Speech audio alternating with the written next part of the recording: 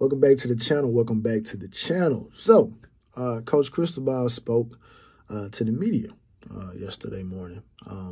It's probably gonna be a two-part video as far as because I want to speak about something on this video, and then I want to kind of speak about something else. I don't want them to kind of run together because I want to make a point about one of the things that he said. And I think it's probably gonna run a little long, but just bear with me. Not too long. Just bear with me. Spoke about Josh Gattis saying that the offensive struggles are a collective. They are a group effort. And I agree with that, right? I honestly do agree with that. I think back to what Coach Hayes said prior to Mario even being hired. And he said that the success of Mario Cristobal is going to be him hitting a home run with the offensive and defensive coordinator hire. And so far this particular season, he hasn't even hit a single. At least with the offensive coordinator, he hasn't hit a single. He hasn't bunted. He struck out, right? But in the forum, we were discussing, and obviously, when you're losing, everything comes out on the table. Everybody has a theory of why things are not working. And I always stuck to my proverbial guns and said, hey, he just doesn't, his style does not fit the personnel that we have. But somebody brought up that Manny Navarro's reported that, hey, well, Mario had the assistant coaches first and then brought the coordinators in later, and the coordinators had to fit with what was already hired. And so obviously the point that they were trying to make is that they should have been able to bring in guys that they were comfortable with working with, and maybe this transition could have worked out a little bit smoother. And so obviously, we're going back and forth, and the usual suspects' names were brought up, Saban, Kirby, Dabo, Urban. They bring in coordinators. Those guys are not allowed to bring in guys. They work with who's already there. And with the exception of Dabo, because I think Dabo did exactly what Coach Hayes said. He hit a grand slam with the offensive and defensive coordinator hire. Really a grand slam on the defensive coordinator hire, because they've gone through, Chad Morris was there for, I believe, 2 years, because I just looked up his resume earlier. So he was there for 2 years, and then you come back and you got the collective of Jeff Scott and Tony Elliott, right? And they did numbers, right? They did numbers and did wonders, right? So, but let's get to Nick Saban, right? Because everybody likes to talk about Nick Saban. So let's talk about Nick Saban. I want to talk about Nick Saban in this particular sense, right? Nick Saban is the head coach of his defense, right? So Nick Saban, Kirby Smart, Lane Kiffin, Lincoln Riley, they only have to worry about one hire, because they are essentially the head coach of whatever their preferred side of the ball is, wherever they have their most experience, their profession. And obviously Kirby and Nick, defensive guys, Lane and Lincoln, offensive guys. So whoever they hire to come in underneath them, they don't necessarily have to be big-name guys. They can just be guys, because the reality of the situation is I'm teaching you my system, and hopefully you can pick it up so much so that you can think like how I think in certain down and distances, whether it's offensively or defensively, right? So let's talk about Saban from an offensive standpoint, from an offensive hiring standpoint over the last couple of hires, right? So once he decided to transfer over to the spread system, Lane Kiffin was his first hire. Now, what's interesting about this, Lane Kiffin had been a head coach at 3 other locations prior to him arriving in Tuscaloosa. Shad, why is that important? Well, I think that's important because Lane Kiffin has experience working with guys and showing and coaching the coach, as Jerry Jones so famously said that Al Davis told him, you got to be able to coach the coach, right? And so seeing as that he was a head coach, he was able to coach coaches. He was able to put guys in position because every head coach has a vision of what they want their team to look like. So obviously from a head coach perspective, you have a larger vision than just a coordinator and, of course, a position coach. So him coming in and teaching whatever assistants that were there on that staff what it is the vision of the offense needed to be, he's already had experience doing that, right? Next hire, Steve Sarkisian. Same thing. Steve Sarkisian had been the head coach at 2 previous locations prior to getting the job, right? Got the job after Lane Kiffin was fired for Whatever reason he was fired for, right? So Steve Sarkisian leave, Mike Locksley comes in. Mike Locksley, also a guy that had been a previous head coach before, right? So see this trend here? He's bringing in head coaches to be head coaches of a side of the ball, right? So Mike Locksley leave, then you bring in Brian Dable. Now, Brian Dable is the kind of the odd man out because I think Brian Dable was the tight end coach for the New England Patriots, right? And I guess Nick was feeling himself, said, hey, anybody can run this offense, right? And Brian Dable was very successful, parlayed that into an offensive coordinator job for the Bills, parlayed that into a head coaching job, I think, with the New York Giants, right? So then you bring in Bill O'Brien.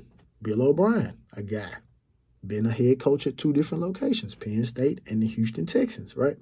So that's the interesting thing about this, is you brought in guys who are head coaches, who've had a grand vision, who have experience teaching guys what it is that something should look like and how something should function, right? And you're taking a load off of Nick Saban's plate because that means Nick Saban can focus on being that CEO type and nurturing and trying to bring up whatever young defensive coordinator that he has, which Kirby Smart was that young defensive coordinator that he had, right? So that's that. So now, same thing goes for Lincoln Riley and Lane Kiffin. We don't know the offensive coordinators. You know, if you're an offensive guy, you know Jeff Lebby. I don't know who offensive coordinator is for in name. I don't know the offensive coordinator for USC, but they can get on that side of the ball and teach those guys and show those guys what it is that this needs to look like, right? So now we get to a situation now. Josh Gattis doesn't have that experience. Josh Gattis doesn't have that experience of teaching guys what something's supposed to look like, right? So when we get the report that Josh Gattis comes in and tells the offense that y'all are the worst group of guys that I've ever coached, to me that just says you haven't had enough experience to know how to handle something like this. You're being faced with some adversity that you've never been faced with, right? So going back to the guys that Nick Saban hired, Lane Kiffin faced adversity. Lane Kiffin was fired on a tarmac. Steve Sarkisian, recovering alcoholic, he faced adversity, right? Mike Locksley did not have a good record at New Mexico. Adversity, right? Brian Dable again, the odd man out. But then we go to Bill O'Brien. You faced adversity. You faced so much adversity, you were the first Penn State coach hired when they got hit with the sanctions. So that's adversity. So you got to know how to operate when you ain't got a full deck of cards to work with in terms of scholarships and things, right? Parlayed then into the Houston Texans job. Houston Texans hadn't been a necessarily good program, and obviously Bill O'Brien did what he did, whatever the situation is, but you faced adversity. And what that does is that builds you to feel like, okay, this doesn't work, so let me try this. This doesn't work, okay, let me try this. You can pull from other examples and say, hey, when that wasn't working, I could do this. Josh Gattis has been like this.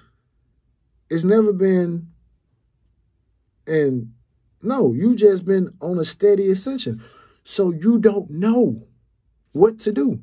And then when you look at the assistants that Coach Cristobal has around you, they don't know either.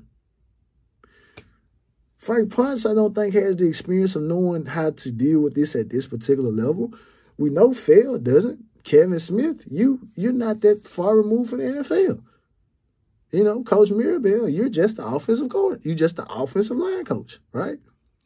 So while I don't agree that Coach Gattis should have said that, but the thing of it is like, he doesn't have the experience, which is the complete difference on the defensive side of the ball, right? It's a complete difference.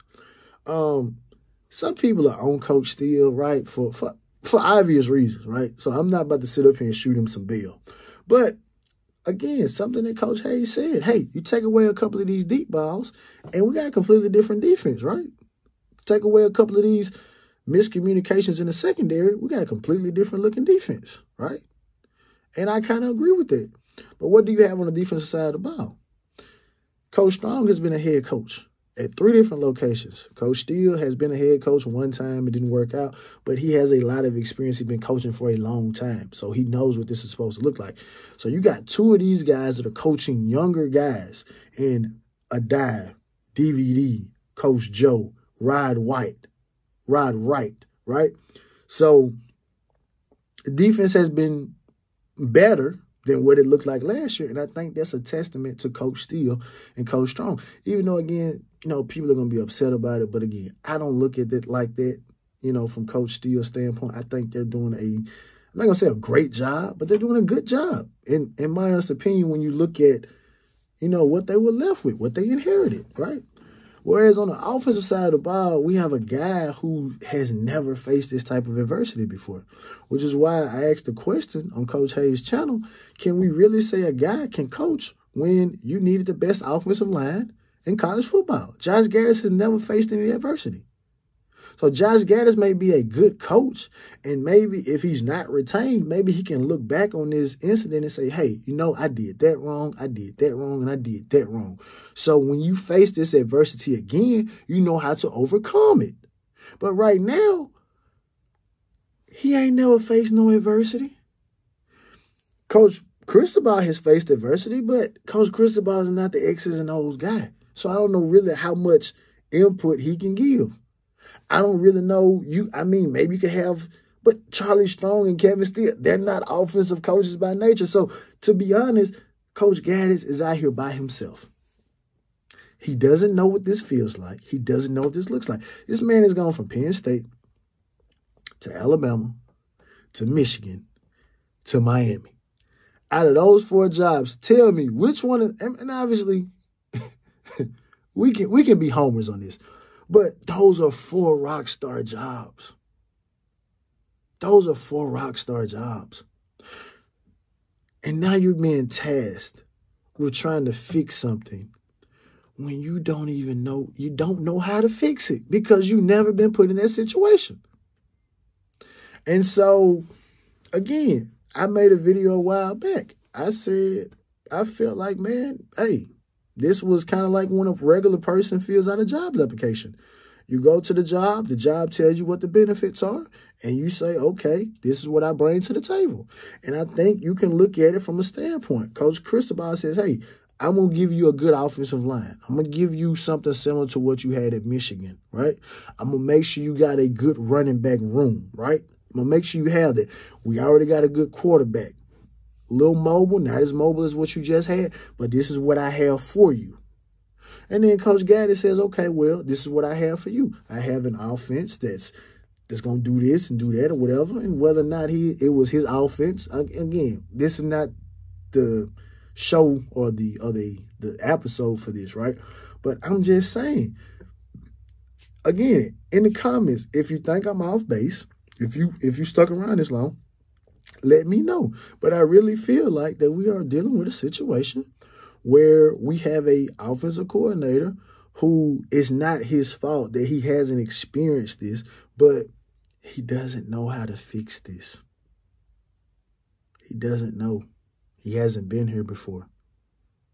Whereas Coach Saban hired guys who were failed head coaches but understand how to try to get stuff out of guys, knowing how to coach a side of the ball. Coach Gattis doesn't know how to do that, right? And you got a lot of people that are saying, Coach Harbaugh had a lot of input on the offensive game plan, and so you didn't even get a guy a chance to actually grow, honestly, facing adversity. So, again, that's just a different look at things, right? Because one of the things that I like that Streeter Canesville did is on one of the episodes, they had like a debate, hey, let's debate why Gattis should stay and let's debate why Gattis should go. And I think I can argue both sides of the coin. I really do. But ultimately, I do feel like that he does have to go because you don't know how to fix it. And again, it's like what they say about a kid. You don't know what you don't know. We can't make him know him. We can't give him the experience that Coach Steele and Coach Strong got. We can't do it. You got it. like 8-Ball and MJG, you got to pay your dues, right? Now, I think he could probably be better moving forward from this, because now it's like, okay, you can look back and say, hey, again, like I said, I shouldn't have did that. I shouldn't have did that. I should have did this. I should have did that, right? But anyway, this video went a little bit longer than I wanted it to go. I try to keep videos around 10 minutes or whatever the situation is, but I just wanted to kind of get that off. And as always, like, share. It's always about the you.